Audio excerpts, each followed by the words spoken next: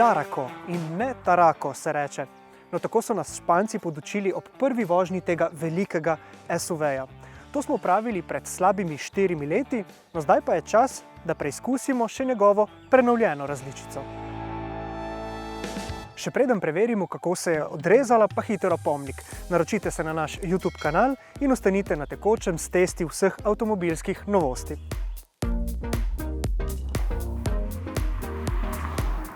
Ta danes največji in tudi najdražji Seatov model je v resnici primeren tudi za velike družine. To smo ugotovili že pri našem prvem testu, ko smo ga še primerjali z enoprostorcem Alhambro.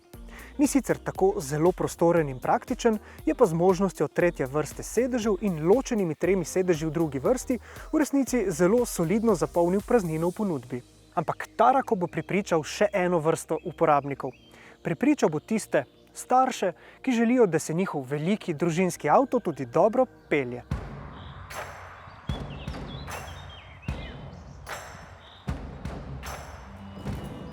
SUV-ji tega segmenta se v veliki večini skozi zavoje peljejo precej štorasto. Njihovo podvozje in krmiljenje sta pač nastavljena tako, da so v prvi vrsti udobni. Tarako pa je dokaz, da se z nekaj pravimi rešitvami tudi pri velikem in težkem SUV-ju da. In tega ne pravimo samo mi, pač pa so to potrdili tudi naši gledalci, ki so ta model pohvalili celo pri dinamičnem vijuganju na cestah pod Trnovskim gozdom. Seveda logika osnovna, če znaš malo fizike, ti bo rekla, ok, višje težišče, slabša vodljivost. Pač kle se mi zdi, da je znanost naredila svoje. No. Tisti tehnični priboljšek, ki po našem mnenju pretehta, je sistem za dinamično uravnavanje podvozja, oziroma DCC. Ta glede na želje voznika prilagodi delovanje amortizerjev in krmiljenja. Tako je lahko vožnja zelo mehka ali pa zelo trda in čvrsta. Ne pričakujte ravno dinamike lahkih kombi limuzin, a Tarako se resnično pelje zelo suvereno. Nas je celo bolj kot z udobjem navdušil, ko smo ga peljali dinamično. Pomemben razlog za to so tudi velika 20-palčna platišča s širokimi pnevmatikami. Vožnja je tako še bolj trda in čvrsta, tako opremljen oziroma z dodatno opremo nadgrajen Tarako, pa eden najbolj vozniško prepričljivih SUV-jev, kar jih danes vozi po cestah. In ja, zdaj smo vsaj v teoriji nekoliko prišli v navzkrižje s tistimi značilnimi družinskimi odlikami. Ampak tale Tarako je nekoliko bolj čustveno opremljen. Gre za nivo opreme FR, ki je bolj kot velikim družinam namenjen tistim, ki jih marketingarji radi opredelijo z aktivnim življenjskim slogom. Tukaj imamo na primer športna prednja sedeža in nekatere privlačne detajle, ki po našem mnenju zelo lepo popestrijo notranjost. A nas je še bolj prepričal nov volanski obroč.